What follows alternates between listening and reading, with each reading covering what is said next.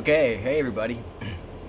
All right, so today I'm actually going to talk about Kratom.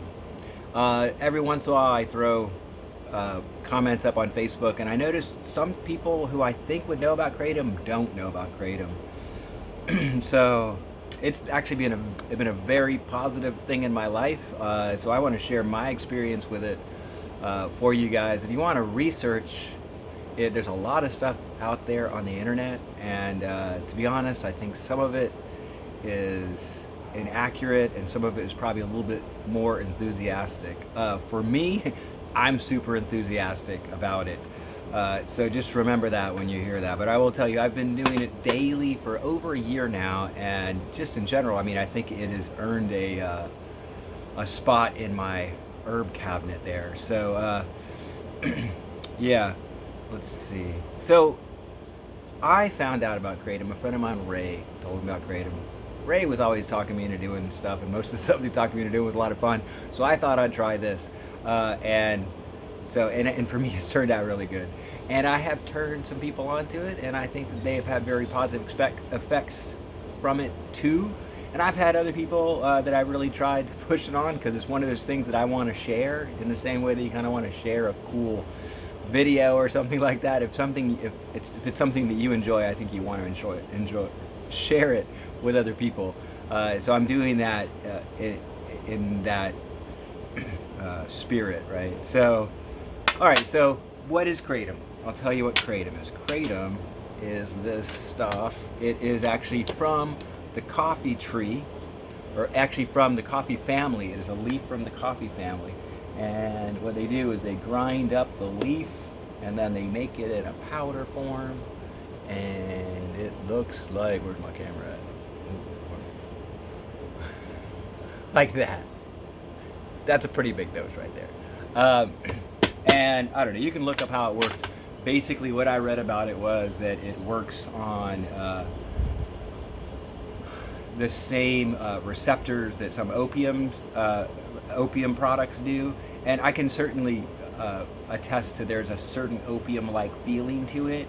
I like to describe it as like a PG version of opium. Like I have tried Percocets, and in Taiwan I had a cough a lot, and they'd have the codeine and the cough syrup, but I always find that to be enjoyable. I've never had a real issue with it, although I immediately, when I tried it, I'm like, oh, that's something I like. I better be careful with it. Kratom is like that, except for it's just not near as much fun, which in this case is a good thing. It really isn't. But it definitely, if you've ever taken a couple of Percocets and then you've been like, oh yeah, I like that, then you might like this. But it's and that's one of the reasons why there's so much controversy around it, because whenever you're dealing with serotonin in your brain, then you're going to deal with impulse control and addiction. And I think that there are some concerns about Kratom being habit forming. I personally feel like it's very, very manageable, and I'll go into that in a little bit more detail. But I have had friends of mine that have said, oh yeah, I kind of got caught up in that. And so it certainly is something that is habit forming. For me, it's habit forming a lot like coffee. You'll try it, and then you try life without coffee, and then you'll be like, nah, I'm gonna be all right with coffee. But that's just a little disclaimer that's one of the concerns. Now, it's a weird plant in the sense that it's marketed in the strangest way.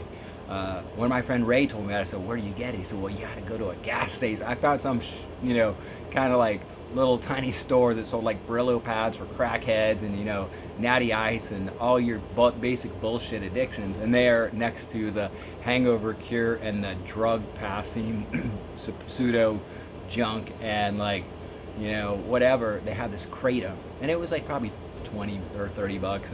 And I looked at the recommended dosage and I took it, and the first time it's not a discernible feeling, because it's very slight, and I don't think you recognize it as what it's doing. After you've done it for a little bit more, then you recognize, oh, that's the feeling that I'm getting from that. For me, it's a slight mood elevator, and at times, but unreliably, it can be a euphoriant. And the euphoria is nice, but really it's not what I chase on it, you know. Because I mean, euphoria is great, but I don't know. That's a different thing. You don't really want to. I don't really want to go there. For me, if I have a little bit of it, then I just feel in a generally better mood. As one of my friends described, he said it just makes life a little less irritating, and I think that's a really good description of it. But it's in a strange place. So it's sold in these gas stations. It's not sold as a next to the fish oil in Publix.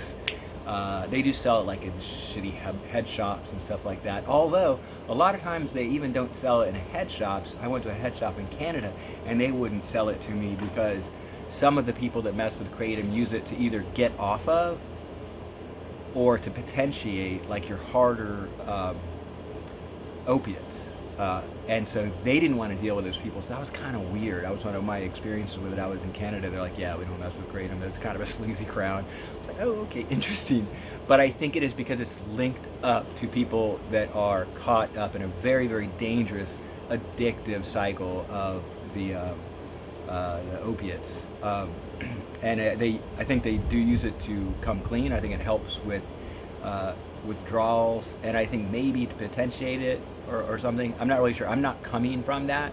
I do have experience with your Percocets and your codeines and your cough medicines and stuff, but just either medicinally, slightly recreationally, but never really in some habit. So that's not where I'm coming from it. I did my research on the internet. I want to Reddit, like take that for what it is. But there are lots of people that are using it for very different things, and you'll hear a lot of people that are trying to come off of opiates on it. So I think it's tainted because it's coming from that. But some people also use it for pain medication.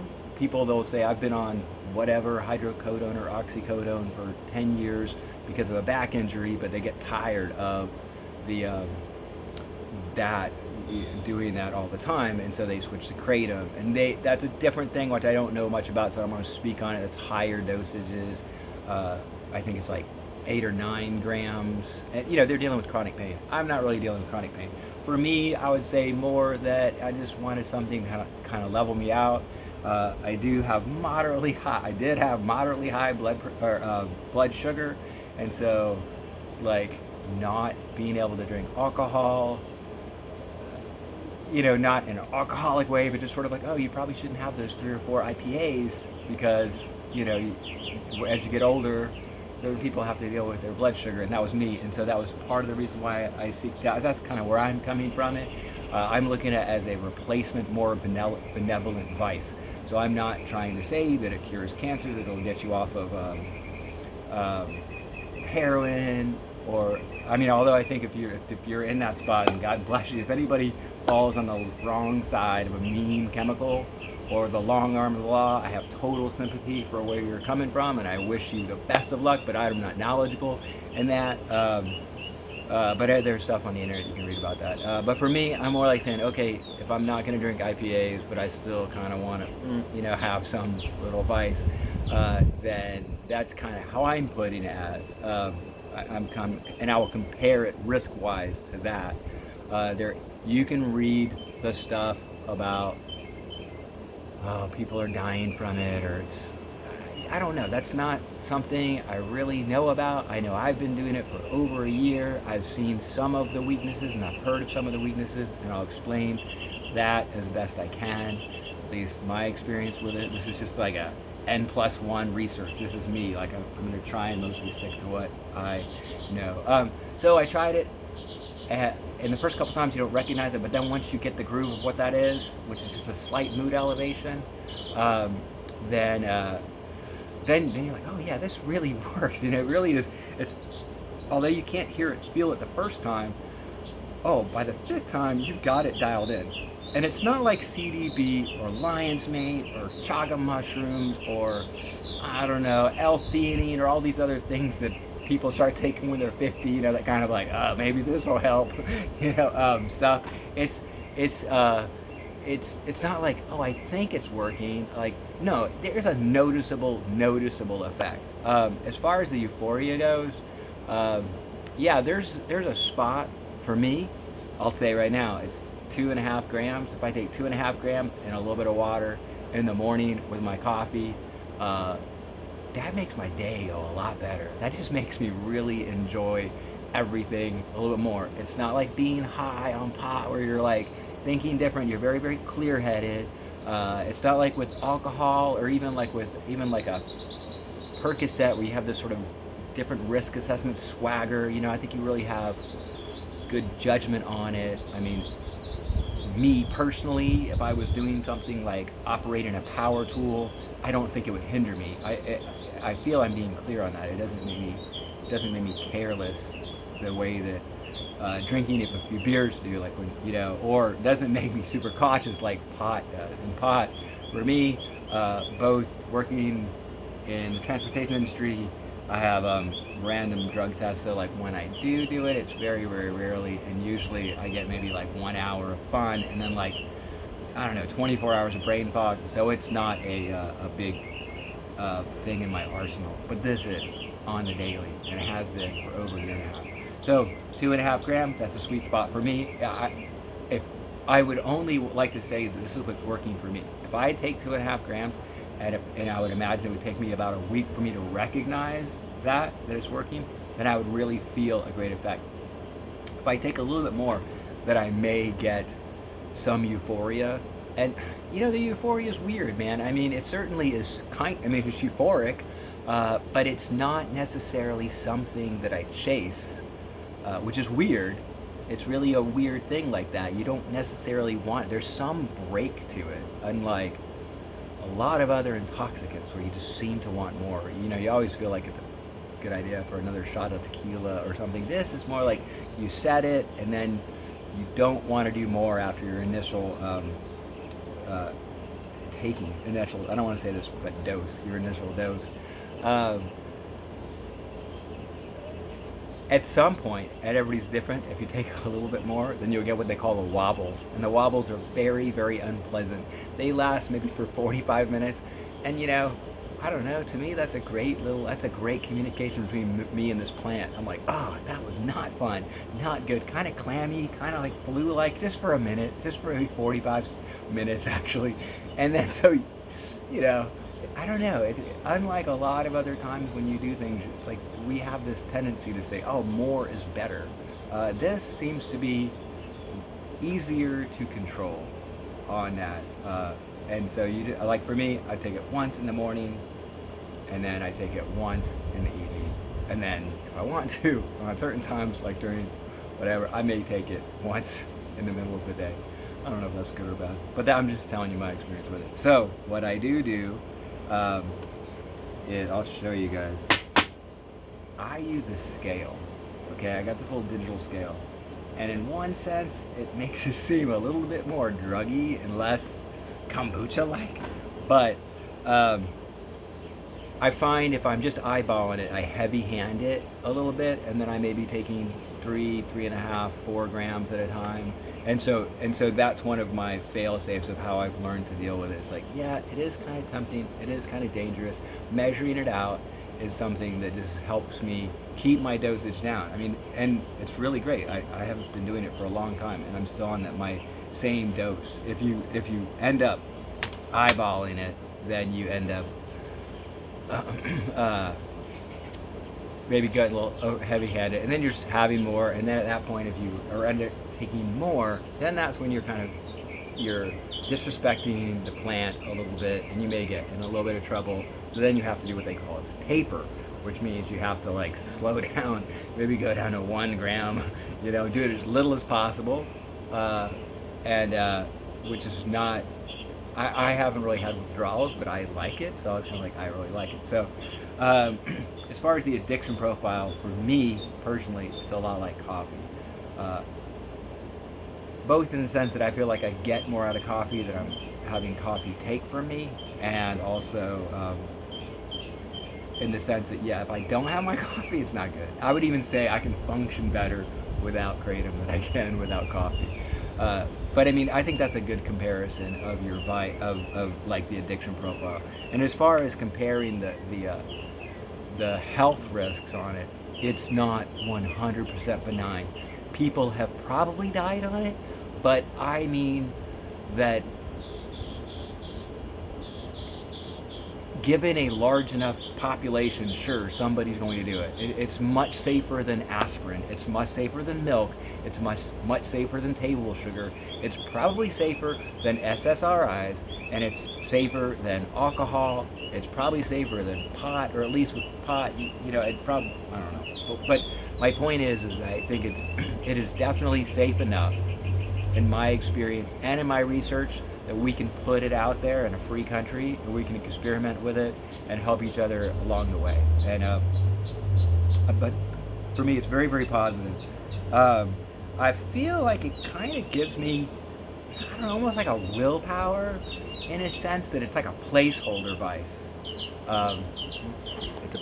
It's a placeholder vice. Like I try not to eat too many carbs. I try not to eat sugar. And I try to drink alcohol, and it's just so much easier with this in my life. I'm like, oh, I'm doing this. This is kind of my bad thing, which ain't that bad. Let me take this down. I'm going to show you what I got here. Oh. All right. Okay. So that is like a part of a kilo. I'm going to use. I have a little. This is my little party spoon here. This is my little spoon that I use, and I got a scale, and I measure out 2.5 grams, 1.8, 2.3, 2.5 grams. All right, so that's 2.5 grams right there. I'm gonna do that again on a regular spoon. If you do end up getting some of it, try it. Let me zero out the scale a little bit. Just zero it up. Okay, cool. So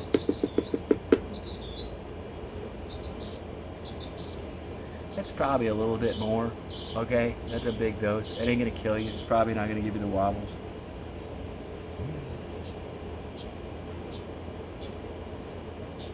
Okay, so that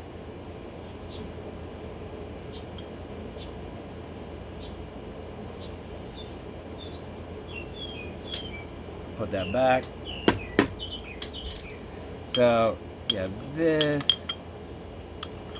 about that much in a regular spoon. That is what I use. 2.5 grams. That's what other people recommend for beginners, and so I'm in that beginner dose. Now what I do is I have a little thing. There's a million different ways to take it. People say it doesn't taste good, and they're right. But after you try it, after a while, Jägermeister doesn't taste good. People drink that shit. All right, so I just have a little thing there. I shake it up. Oh, all right.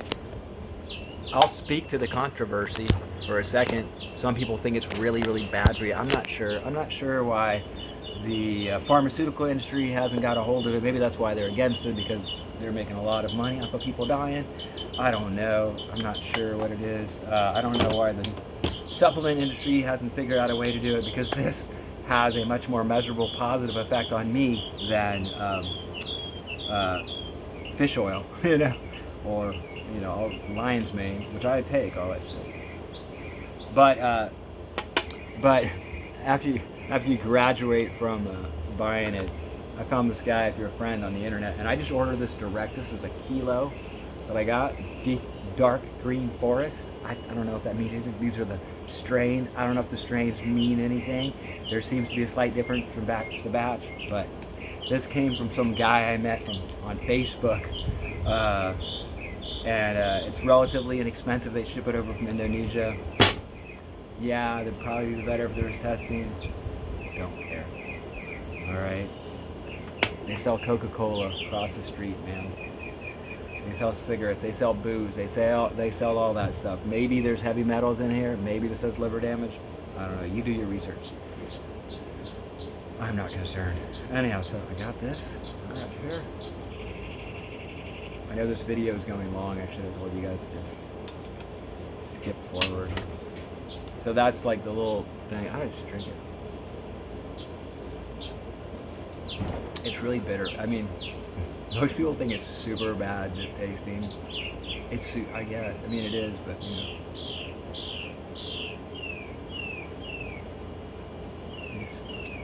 Yeah, and so that's it. I do that like my evening one. Another thing I like about it is that I can't drink coffee after noon, but I can take this in the morning and I can do whatever I feel like I need to do during the day. I wouldn't have any problem doing anything. I don't feel like it hinders me. It's just the same with coffee, right? But this I can take at night. I'll still, if I go to sleep at 9:30, it never keeps me up, and I'm rather sensitive to caffeine. Let's see. So that's how you. Oh, and so you saw what I did there. I poured 2.5 grams, or I tried to give a measurement that you can see, about that much of a tablespoon. I put it in just a little bit of water because it sucks. It doesn't suck less if you water it down more. It's just more suck. So I just put, you know, a little tiny bit in there. Shake it up because you're eating the whole powder and everything. Then I just chug it down. And as far as negative effects, okay, first off, it's super cheap, and the fact that I'm saving money on not drinking, I feel like I eat better, I feel like I have enough energy to do exercise, and I feel like it's paying for itself and 1,000 times over. I feel like not only has it made me in a better mood for the last year, it's also saved me hundreds and hundreds of dollars. But as far as bad side effects, I'll say, well, yeah, the wobbles, if you take too much, I've done that maybe 3 times. It's not something that you do it's not like something you do it throughout the evening. It's not alcohol, it's not kava, it's not weed. It's more like a vitamin kind of, you know, you take it once and then you get the effects over time. You're not like, oh, I'm not going to wait in an hour from now, like I want some more. Because if I did, yeah, first off, you don't have the desire for it. Like you do with alcohol or anything, like where you want another one, especially after your 3rd one.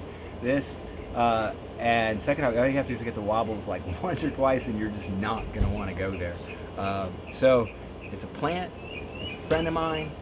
Yeah, I mean, negative side effects, I don't know. I think like when I first started taking it, I had constipation. I know there's too much information. I don't know, I added a little bit of fiber.